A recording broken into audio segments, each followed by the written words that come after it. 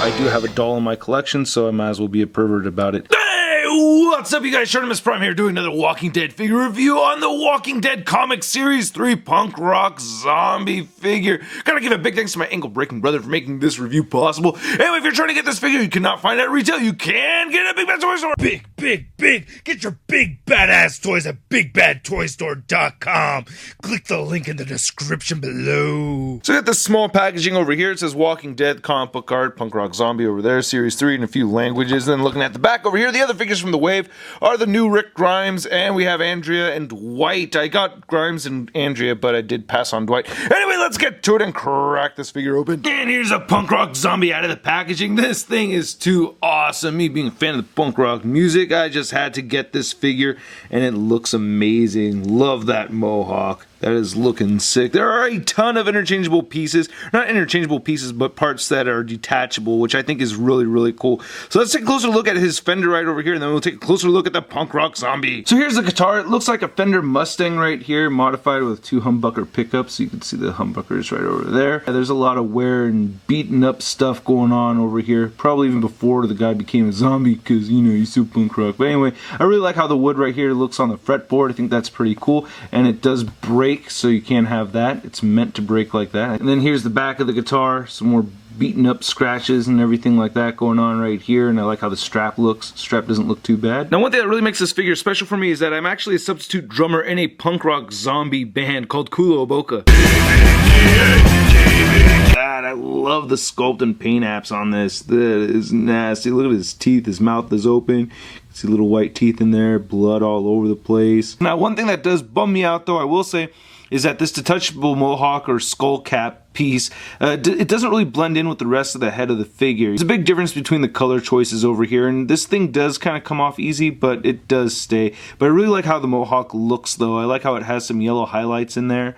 I like the black right there, too. I think that looks really good. Then taking that off, you can see the gray matter. Ooh, that is nasty. Yeah. Ooh, he's got a big cut in the back of his neck, too. Some blood coming out over there.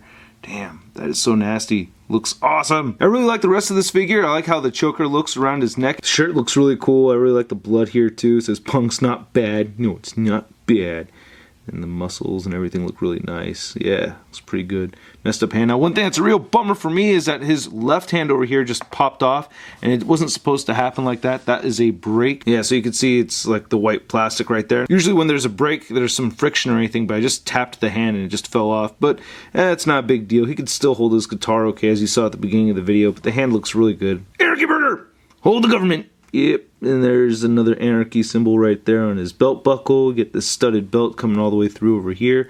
Even his pants have some nice detail on them. I like how it's not just a solid color. Blood over the orange, nice wrinkles, nice cuts and everything right there on the boots, and that bright green. Does have treads at the bottom of his feet, no peg holes though. Oh, the back of the shirt has some nice detail on there.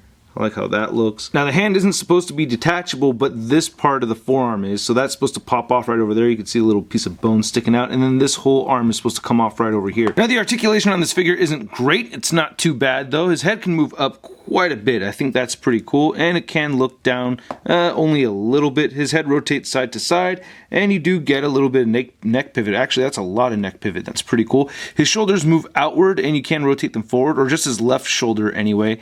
And then, due to this removable arm over here, you get some rotation right there at the elbow, and then this left hand that broke off, this is supposed to rotate, you know, just get a swivel side to side. Now on this arm over here, this detaches, but it is still articulated, so you can rotate it forward. You can't really move it outward too much, only a little bit like that. Then the elbow actually does bend 90 degrees, and then the wrist moves side to side. And he does have a waist joint over here. It's very hard to move because this piece of his shirt is kind of overlapping, but it does rotate over there. He has some legs that move outward a little bit. You can move them forward only a little bit, so not a whole lot of leg movement over here. It does rotate at the hip. His knees do bend and rotate, and he does rotate side to side at the boot, but there's no ankle movement where it can move up and down or pivot. Now, these are smaller scale figures, so just to the top of his mohawk, he's a little over 5.5 inches tall. And for a zombie comparison, here he is next to another comic series zombie, and here's a TV series RV zombie. So even with the break of the wrist and a couple of little gripes, I still really like this figure a lot, and I totally recommend recommend it, especially if you're a Walking Dead, and even more especially if you're into collecting the zombies from the Walking Dead McFarlane toy line. I really like them a lot. I have to get all the zombies. I have to. Anyway, I hope you guys liked my video. If you did, please hit the like button, leave a comment, don't forget to subscribe if you haven't already, and check out toynewseye.com for the latest in action figure news. I'll catch you guys later. Peace. Gave it a spark. Welcome to Articulated Comic Book Art. That's crispy. Ooh, ooh,